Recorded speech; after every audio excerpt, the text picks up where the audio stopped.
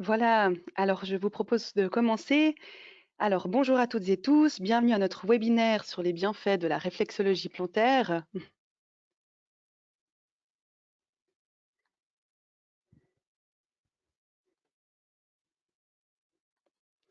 Je me présente, je m'appelle Valérie Zonka, je suis en charge de la communication au sein de la société CEP. Et au programme de ce soir, nous avons le plaisir d'accueillir Fabienne Stucki, thérapeute en réflexologie plantaire et Reiki, qui vient nous parler ce soir de la réflexologie, de ce que la réflexologie peut nous apporter. Pour celles et ceux qui n'auraient jamais suivi encore de webinaire, il n'est pas possible de prendre la parole pendant le webinaire. Par contre, vous pouvez écrire vos questions dans l'onglet des questions qui se trouve sur la petite rubrique avec une flèche orange sur votre droite de l'écran qui s'ouvre. Normalement, vous pouvez voir les paramètres de micro notamment. Et c'est ici que vous avez donc un petit onglet questions. Vous pourrez les poser tout au long de la présentation si vous le souhaitez. Et on les traitera par contre à la fin de la présentation. Voilà. Donc n'hésitez pas. Et puis, nous ne parviendrons peut-être pas à répondre à toutes les questions, notamment si certaines sont trop spécifiques. Mais vous pouvez également prendre contact avec nous par téléphone ou par email à l'issue du webinaire. Et une dernière chose, le webinaire sera disponible en ligne sur notre site internet d'ici quelques jours si vous souhaitez le revisionner ou le recommander à quelqu'un, par exemple. Et voilà, donc j'ai maintenant le plaisir d'accueillir Fabienne Stucki, à qui je vais passer l'écran d'ici quelques secondes, et je vous retrouverai à la fin de la présentation pour les questions. Donc installez-vous confortablement, cela peut prendre juste quelques instants pour le passage de relais, et je vous souhaite une très bonne présentation.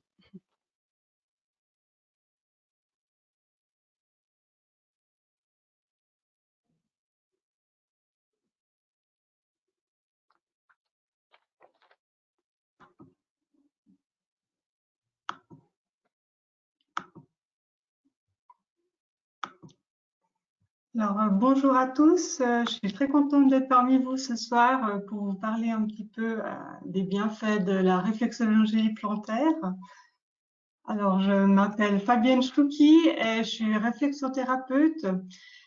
J'ai fait une formation d'abord de réflexologie plantaire d'une année où ça fait vraiment une formation d'une année où nous avons de la théorie et de la pratique. Par la suite, j'ai fait une formation complémentaire pour l'accompagnement au deuil par la réflexologie plantaire. Alors, quand on parle de deuil, c'est pas seulement la perte d'un être cher, hein, comme c'est malheureusement quelquefois le cas. Ça peut être également en fait les deuils qu'on peut vivre de tous les jours, comme par exemple la perte d'un emploi, ou un déménagement, ou par exemple lorsque les enfants sont grands et puis qui quittent le logement familial. Tous ces événements en fait peuvent être vécus par les personnes comme des deuils. Et cet accompagnement-là, on peut le faire par la réflexologie plantaire. En fait, on a vraiment des protocoles pour aider la personne en fait à aller de l'avant et vraiment à pouvoir en fait se sentir mieux dans sa vie. Par la suite, j'ai fait une deuxième formation en réflexochromie. La réflexochromie fait partie en fait de la chromothérapie, c'est-à-dire que c'est vraiment la thérapie des couleurs. Et on projette en fait sous les zones réflexes des pieds des faisceaux lumineux. Alors, personnellement, moi, je pratique plutôt la réflexochromie en fin de séance de réflexologie plantaire normale. Et ça permet vraiment de renforcer le traitement de la réflexologie plantaire. Bien sûr, on peut également en fait faire une séance complète de réflexochromie. Ça, c'est aussi tout à fait possible. Par la suite, j'ai fait une deuxième formation en fait pour devenir réflexothérapeute, c'est-à-dire qu'on fait aussi la réflexologie sur les mains, parce qu'il y a aussi des zones réflexes au niveau des mains. Il faut savoir que la réflexologie palmaire, elle est plus axée sur le côté émotionnel, mais on peut également traiter le physique par la réflexologie palliative. Après, on a aussi d'autres méthodes, c'est la réflexologie auriculaire qui se trouve au fait sur les zones réflexes qui se trouvent sur les oreilles. Et là, c'est très indiqué au fait pour les douleurs aiguës. Au fait, on a de bons résultats avec les douleurs aiguës. Par la suite, j'ai eu aussi un module au fait pour les réflexologies au niveau des zones corporelles. Personnellement, j'ai fait le module de la réflexologie tibétaine. Et les zones réflexes se situaient au niveau du visage, au niveau des clavicules. Ça, on fait plus en autre traitement, c'est-à-dire on va montrer à la personne comment se masser elle-même en fait les clavicules pour avoir les bienfaits. Et c'est assez utile les clavicules par exemple pour les reflux gastro-œsophagiens. Ça peut vraiment aider. Après, il y a aussi des zones réflexes au niveau des omoplates. Et là, c'est vrai que c'est assez intéressant lorsqu'il y a par exemple des problèmes de torticolis. Alors, on pourrait travailler ces zones réflexes-là et ça peut vraiment aider pour les problèmes de torticolis. Après, il y a également les zones réflexes sur les os de la hanche. En fait. Ça, c'est aussi très intéressant en fait de pouvoir avoir plusieurs méthodes. Et quand une réflexologie plantaire, par exemple, n'est pas adaptée, alors on peut faire sur les zones corporelles.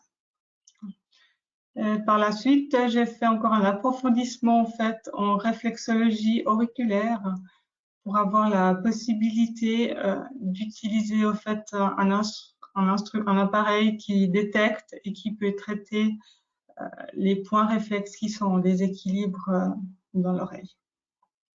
Voilà. Alors, le sommaire de ce webinaire ce soir, alors je vais vous parler un petit peu de l'histoire de la réflexologie. Ensuite, je vais vous expliquer qu'est-ce que la réflexologie, son mode de fonctionnement, le public cible, les indications à la réflexologie plantaire, la réflexologie plantaire et la sclérose en plaques, les contre-indications. Je vais faire une petite conclusion et après, on gardera un petit peu de temps pour vos questions. Alors, l'histoire de la réflexologie plantaire, c'est vraiment depuis des milliers d'années, au fait, que c'est pratiqué dans le monde. On a découvert, au fait, des peintures sur lesquelles étaient vraiment peintes des scènes où des personnes, justement, massaient des mains et des pieds d'autres personnes. Ça veut dire qu'ils avaient déjà découvert à l'époque la réflexologie. Et ils avaient remarqué certainement qu'en appuyant sur les pieds et sur les mains, ils arrivaient à faire du bien aux personnes et à soulager des douleurs.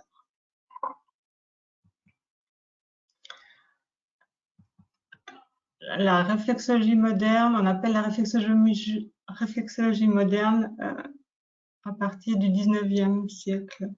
C'est-à-dire qu'il y a le docteur William Fitzgerald qui a remarqué qu'en fait, qu'en appuyant sur une partie du pied, il arrivait à soulager les douleurs de ses patients. Alors c'est vrai au départ, il ne savait pas exactement à quoi correspondaient les zones. Alors il a fait vraiment des recherches et il a eu l'idée, en fait, de partager le corps en 10 lignes longitudinales. Donc, ça veut dire qu'il a partagé le côté droit du corps en 5 lignes et la partie gauche du corps en 5 lignes. Et il a fait la même chose sur les pieds.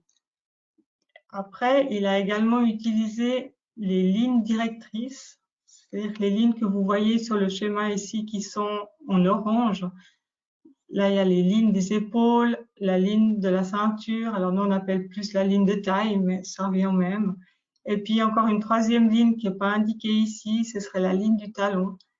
Et puis, grâce à ces lignes, il a pu commencer, en fait, à répertorier un petit peu les zones qui étaient douloureuses à ses patients et il a pu voir à peu près à quelle partie du corps cela correspondait.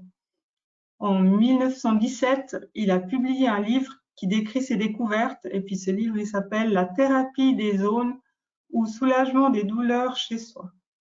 Donc c'est vraiment lui qui a commencé à faire la première cartographie au fait des zones réflexes. Après, il y a eu le docteur Riley qui était très intéressé par les recherches du docteur Fitzgerald.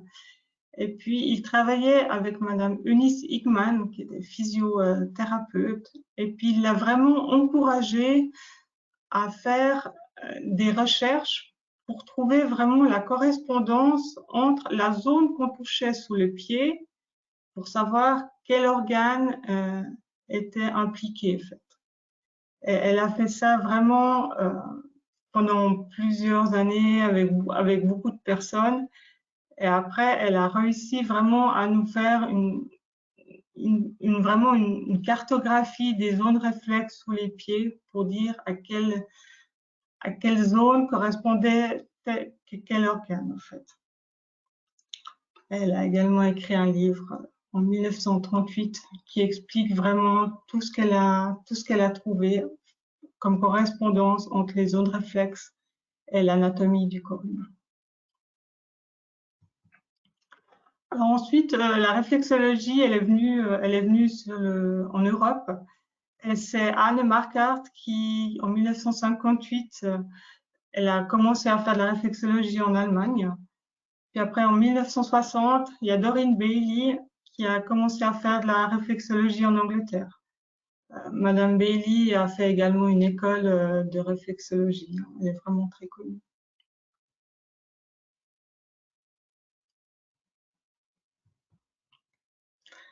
Alors, qu'est-ce que c'est la réflexologie plantaire? Alors, d'abord, ce qu'il faut savoir, c'est que maintenant, la réflexologie, en fait, elle a été reconnue par le secrétariat d'État de la formation, de la recherche et de l'innovation. Et puis, depuis 2016, c'est vraiment reconnu comme une profession. Il y a eu des études cliniques qui ont été faites pour vraiment prouver les bienfaits de la réflexologie sur le corps. Voilà. Alors sur l'écran là, je vous ai mis une partie d'une planche qui sont les planches de Madeleine Turgeon, qui était une réflexologue vraiment très réputée au Québec. Alors, la réflexologie plantaire, au fait, on va faire des pressions ou des massages sur les zones du pied. Et cela va permettre d'activer, au fait, l'auto-guérison du corps. En fait.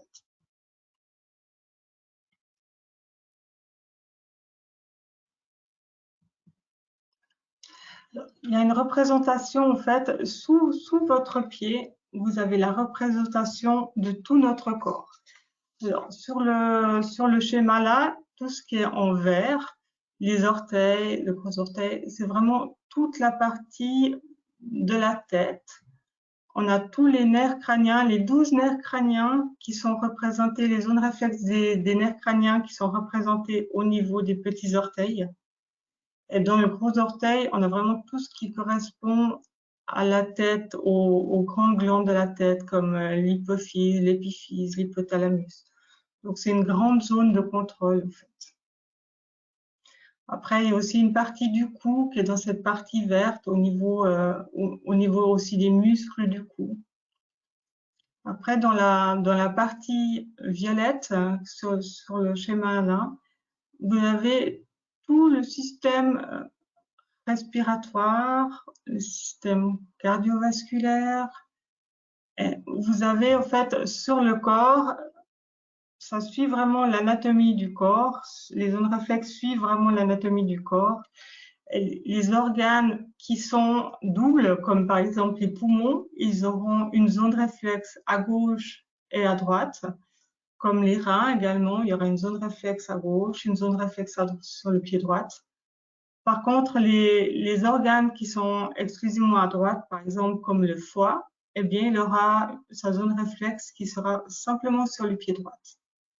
Au niveau de l'estomac, par exemple, il est en grande partie, la zone réflexe est en grande partie sur le pied gauche. Il aura quand même une petite partie sur le pied droit. Sur la zone qui est en violette, vous avez également la partie des épaules, la partie du bras. Ça, ce sera sur le bord externe du pied. Donc, on a vraiment la représentation totale du corps. Après, dans le dernier tiers inférieur du pied, vous aurez tout ce qui est les intestins, le système reproducteur, la vessie.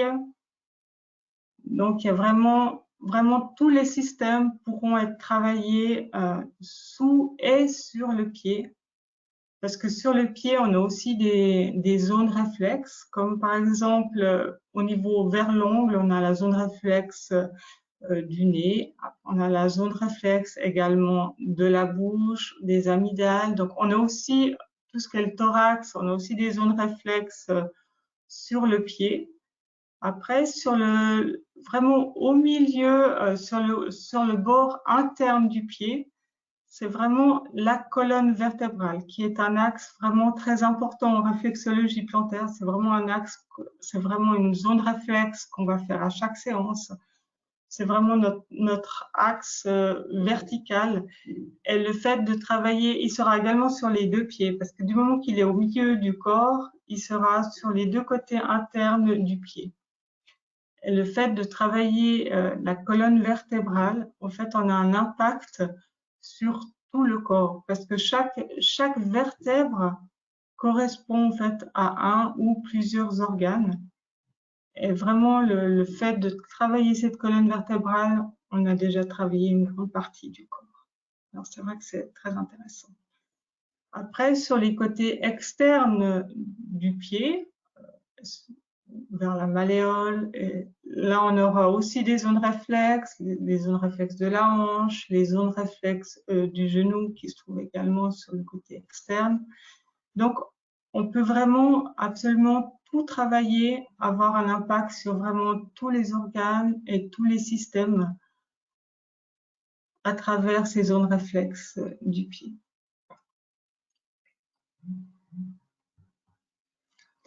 Alors, le mode de fonctionnement, c'est vraiment le principe de l'arc réflexe. Alors, ce principe de l'arc réflexe, c'est vraiment le fait de toucher avec notre doigt la peau. Ça donne un signal électrique qui passe par les neurones, en fait. Ça passe par la moelle épinière et ça donne l'information au cerveau. Après, vous avez d'autres neurones, en fait, efférents qui redonnent l'information à l'organe de s'autoréguler. Donc, c'est vraiment un système d'autorégulation du corps. Alors, par exemple, si quelqu'un souffre d'hypothyroïdie, là, ça veut dire que la thyroïde, elle est en hypofonction. Le fait de travailler la zone réflexe de la thyroïde, ça va donner l'information à l'organe d'essayer de mieux fonctionner, de plus produire des hormones thyroïdiennes. À l'inverse, s'il y a quelque chose qui est en hyperfonction, eh bien, ça donnera l'information à l'organe de s'autoréguler et de calmer un petit peu sa production. Et ça, le corps, il le fait vraiment de manière autonome. Au niveau du public cible, alors il y a vraiment des bienfaits pour tout le monde par la réflexologie plantaire. Alors, on va travailler un petit peu différemment. C'est clair que si on fait de la réflexologie plantaire sur des bébés, alors on va laisser sur les genoux de la maman, on va faire vraiment des pressions toutes douces. Ce sera vraiment des séances très courtes pour les enfants. Mais c'est vrai que ça peut aider si un bébé qui est par exemple constipé ou qui a des coliques. Ça peut aider de faire des petites séances comme ça de réflexologie. On peut montrer aussi à la maman comment faire. Et puis après, elle pourra faire elle-même des petits massages à son bébé. Au niveau des enfants, là aussi, on va privilégier des séances plutôt courtes parce que pour les enfants, peut-être un petit peu moins de patience, de rester tranquille pendant un grand laps de temps. Après, pour les adultes, les adolescents, on peut vraiment facilement faire une séance de 45 minutes à 1 heure. C'est vraiment bien toléré. Au niveau des personnes âgées, alors ça dépend, on va vraiment s'adapter. Alors il y a des personnes qui, c'est vrai, préfèrent un toucher un peu plus léger et qui auraient besoin d'une séance peut-être un petit peu plus courte parce que ça peut fatiguer quand même la réflexologie. Et il y a d'autres personnes âgées qui, elles, non, préfèrent que ce soit plutôt assez soutenu et puis qui supportent très très bien en fait une heure de réflexologie. Donc, on va vraiment s'adapter au niveau de la pression, au niveau du temps. On va vraiment s'adapter à la personne qu'on a en face de nous.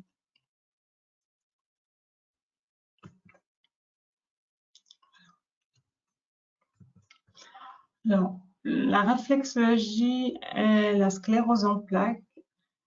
Alors, ce qu'il faut savoir, c'est que la sclérose en plaques, c'est vraiment une maladie qui a beaucoup de facettes. Et puis, en général, ce qui serait bien de pouvoir faire, c'est vraiment de pouvoir travailler en réseau.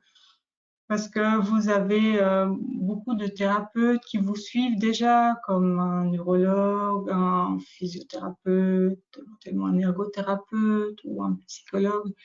Et c'est vrai qu'il faut prendre vraiment la réflexologie plantaire comme un outil en plus pour vous aider et puis pour vous accompagner, pour essayer vraiment de diminuer certains de vos symptômes. Et là, vraiment, on va aussi s'adapter vraiment aux spécificités de la personne. Il n'y a pas de protocole prédéfini pour les personnes qui ont une sclérose en plaques. On va vraiment s'adapter en fonction de vos symptômes. Il y a certaines personnes qui auront peut-être des problèmes vésicaux. Alors, on va peut-être travailler plus le système urinaire. Après, il peut y avoir vraiment des problèmes au niveau des yeux. Alors là, on va plus travailler également les yeux et le nerf crânien au niveau des yeux. Dans tous les cas, c'est clair qu'on va travailler le système nerveux pour apaiser un peu ce système nerveux, mais on va vraiment s'adapter vraiment à la personne qu'on a en face de nous. C'est vrai que c'est intéressant de pouvoir travailler un petit peu en équipe, au fait, et puis de voir un peu les résultats que ça donne. Alors, ce qu'il y a une chose, c'est que pour la réflexologie peut vraiment atténuer ces espèces de spasmes qui peuvent être vraiment douloureux et désagréables pour les personnes. Alors, c'est pas quelque chose d'immédiat, hein. Il faut quand même compter quelques séances et puis un petit peu de temps, mais on peut vraiment avoir des bons résultats à ce niveau-là. Alors, la réflexologie, c'est comme toute autre thérapie, hein. Il faut du temps et puis on préconise au départ en fait, de faire 3 séances assez rapprochées pour voir un petit peu l'effet qu'on arrive à avoir avec les séances. Et après, en fonction des résultats qu'on peut avoir, en fonction des améliorations, eh bien, on peut vraiment espacer les rendez-vous, faire toutes les 2 semaines, faire toutes les 3 semaines. Et si pour une personne, de se faire une réflexologie plantaire, c'est pas agréable parce que justement dû à ces spasmes au niveau des jambes, alors là, on pourrait très bien rebondir et travailler avec, par exemple, la réflexologie palmaire sur les mains ou sur l'auriculothérapie. Donc, ou alors les zones réflexes qui y a également en fait sur les omoplates, sur le corps, d'autres zones réflexes. Donc, il y aura toujours des outils, au fait, pour vraiment essayer de traiter la personne vraiment dans son ensemble et puis pour apporter un bien-être.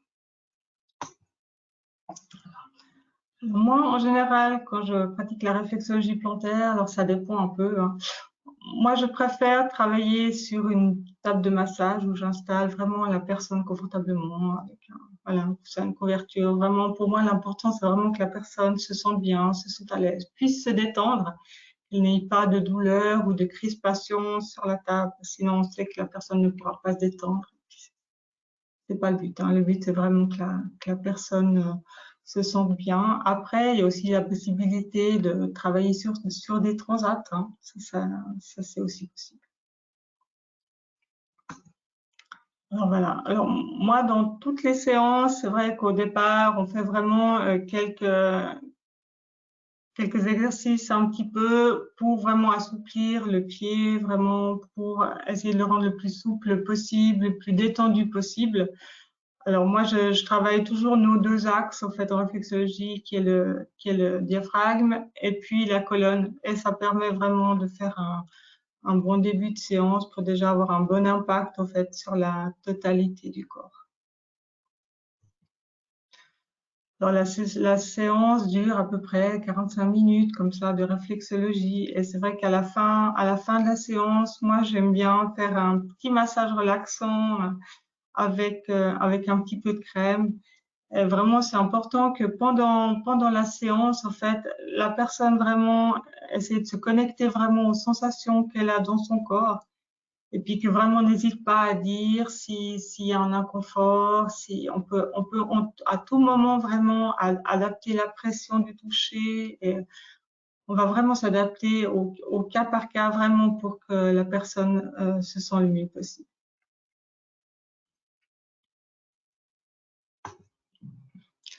Alors, les indications à la réflexologie,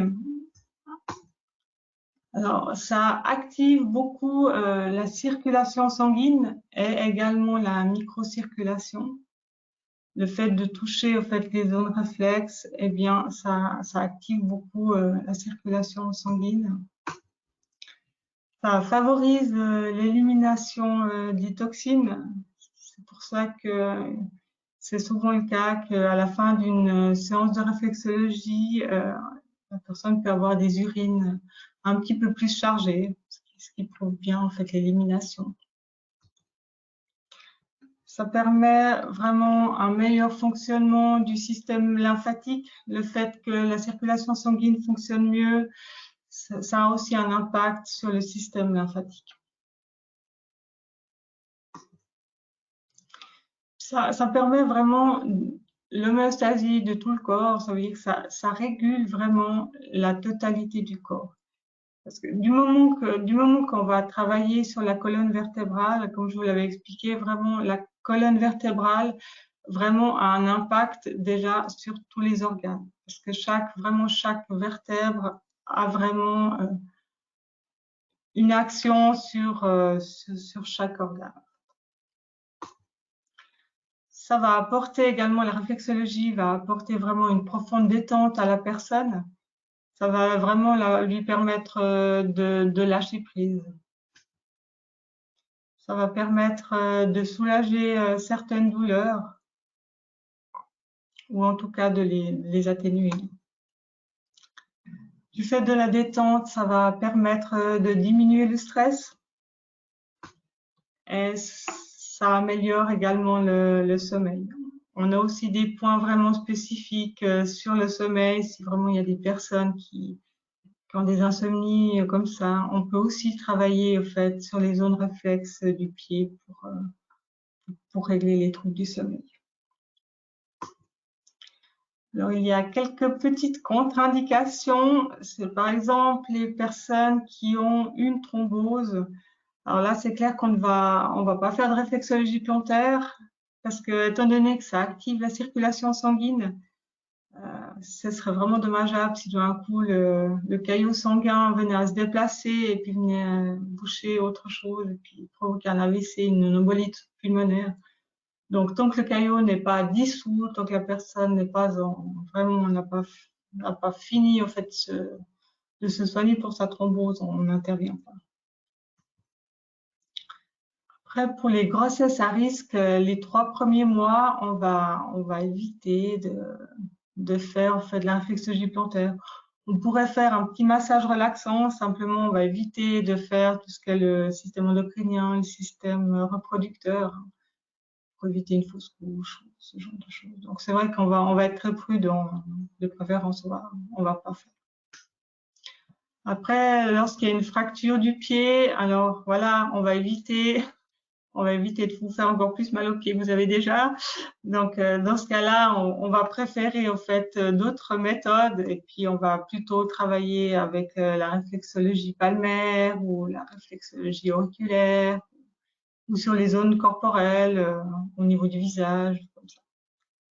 Après, lorsqu'il y a une personne a un pacemaker et puis qu'il est mal réglé et puis qu'il a effectivement des symptômes, là également, on va pas intervenir en réflexologie plantaire, on va lui dire d'aller chez son cardiologue, de régler son pacemaker, et puis une fois que les symptômes auront disparu, puis que tout est revenu à la normale, ben, il sera le bienvenu pour une séance de réflexologie.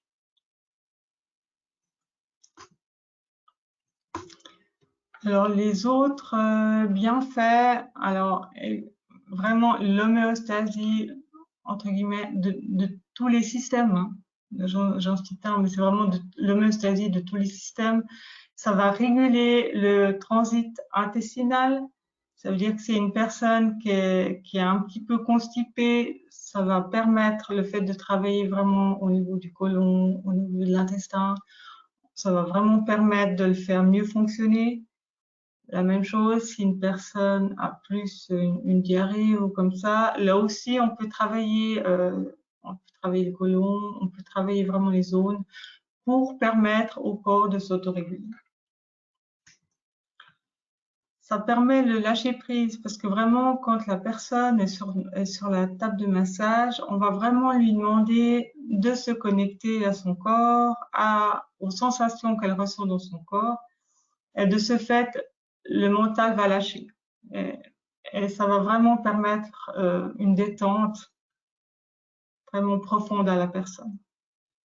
La réflexologie plantaire, ça peut aussi vraiment améliorer le système endocrinien. Et puis, on sait à quel point notre système endocrinien et toutes les hormones sont finement dosées dans le corps. Donc, c'est vrai que c'est important d'avoir un système endocrinien qui fonctionne bien.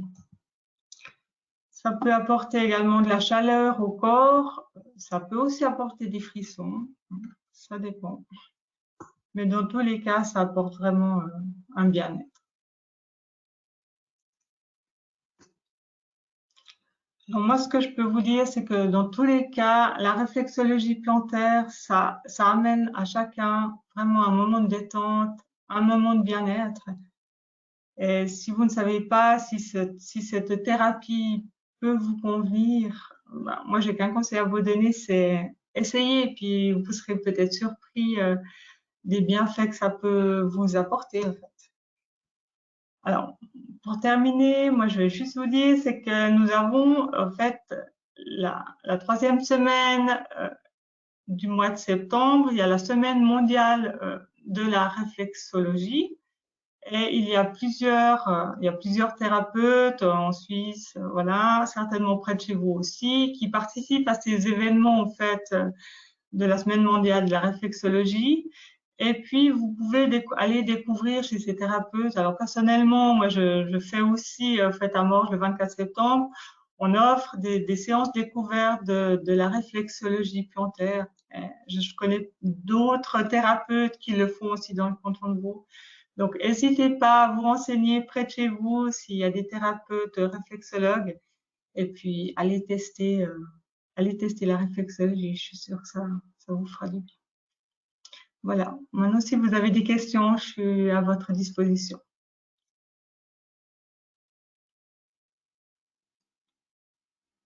Alors, merci beaucoup pour cet exposé, cette présentation très instructive.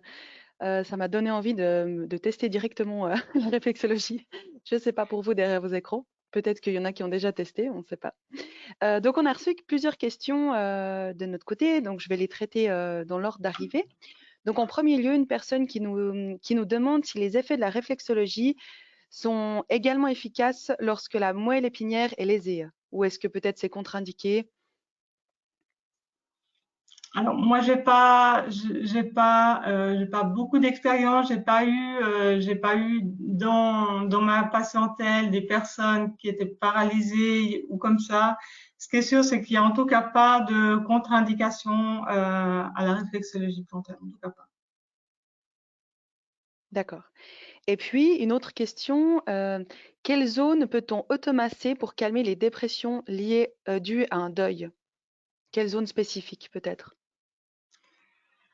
Là, alors pour un deuil, déjà, oui, il y a un protocole en réflexologie plantaire. Euh, Après, je peux pas vraiment citer des zones en automassage parce faudrait vraiment connaître les planches au fait de toutes les zones réflexes. En fait. Donc le mieux, c'est vraiment d'aller voir un thérapeute et puis de regarder avec la personne vraiment sur le moment qu'est-ce qu'elle peut vous conseiller. D'accord. Et puis une autre question qu'on a reçue, est-ce que la réflexologie plantaire peut aider en cas de réminiscence sur les yeux? Donc, plus précisément, donc réminiscence, une période où la vue, elle baisse, pendant plusieurs semaines, mais pas directement due à une poussée de sclérose en plaques. Alors, ça peut certainement avoir un impact. Après, c'est clair que c'est la réflexologie plantaire, c'est vraiment quelque chose, un accompagnement. Donc, quoi qu'il se passe, ça va pas permettre de guérir, de guérir cette maladie-là. Donc, ça peut certainement aider, mais ça va de toute façon pas vraiment guérir cette maladie. Mais ça peut Ouais, avoir un impact, oui, c'est j'espère. Ça peut complémentaire. peut-être ralentir les symptômes, c'est tout à fait possible, mais voilà. Mmh. Et puis une autre personne nous demande s'il existe une association suisse des réflexologues.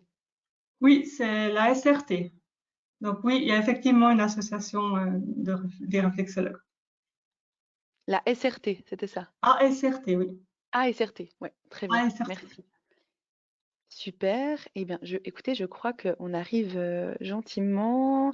Ah voilà, il y en avait encore une. Est-ce que, en fait, après une séance de réflexologie, on a parlé des fatigues qu'on peut avoir des fois, comme suite à un massage ou quelque chose comme ça.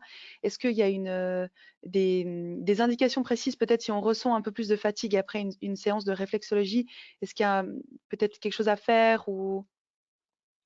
Non, se reposer, c'est normal que le corps agisse, au fait, hein, parce que le fait d'avoir travaillé vraiment les zones réflexes, c'est normal que le corps, du coup, il se met en action et puis, du coup, c'est clair que ça peut fatiguer. Après, on peut avoir d'autres réactions thérapeutiques, comme on dit, mais normalement, ça dure pas plus de 48 heures, au fait. Après, ça revient vraiment à la normale.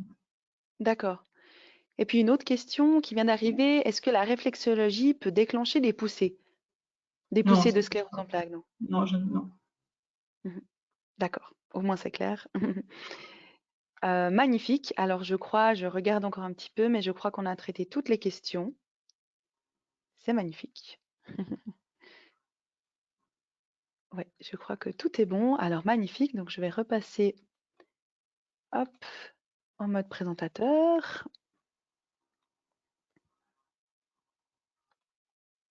Et voilà, donc les questions, en tout cas merci beaucoup pour toutes ces réponses. Je vous en prie. Encore quelques mots au sujet du conseil de la société CEP. Si vous aviez encore d'autres questions, que ce soit liées à la réflexologie ou de manière plus générale liées à la sclérose en plaques ou à votre situation, n'hésitez pas à prendre contact avec nous. Il y a vraiment plusieurs domaines d'action qui peuvent être possibles, que ce soit l'écoute des informations liées au travail, à l'accompagnement, à l'évaluation de la situation, euh, des démarches administratives, etc. Donc n'hésitez surtout pas. Vous avez à l'écran les horaires et les contacts de référence qui s'affichent. Donc si vous avez besoin, n'hésitez pas à nous contacter par téléphone ou par email. On sera ravis de vous répondre. Et puis encore quelques mots pour les cours et formations qui suivront. On a le 8 septembre un webinaire, donc le même format que ce que vous avez suivi ce soir, sur la médecine intégrative et complémentaire liée à la CEP. Dès le 14 septembre, ce sera cette fois un cours en ligne, mieux dormir grâce à la méthode Sounder Sleep System. Donc la différence avec les cours en ligne, c'est qu'on peut vraiment interagir. Le 22 septembre, évaluation et rééducation neuropsychologique à la clinique Valmont, dans le canton de Vaud. Et puis du 30 septembre au 2 octobre, un week-end évasion en famille à Vaumarcus pour les familles, donc que vous soyez vous-même atteint de sclérose en plaques ou vos enfants. N'hésitez pas, le week-end est complet, mais si vous souhaitez être en liste d'attente, c'est toujours possible. Voilà un petit peu pour les événements à venir et évidemment, vous retrouvez tout le détail aussi sur notre site internet qui s'affiche à l'écran, donc dans l'onglet Nos prestations et cours et formations. Merci beaucoup pour votre participation ce soir. Merci encore beaucoup Fabienne Stucki d'avoir été avec nous. Merci pour ces éclaircissements. Je pense que ça a peut-être donné quelques idées à certains et certaines d'entre nous. Et puis au plaisir de vous retrouver une prochaine activité, qu'il s'agit d'un webinaire, d'un cours en ligne ou d'une activité en présentiel. Je vous souhaite à tous et toutes une très belle soirée. Merci encore et à bientôt. Merci.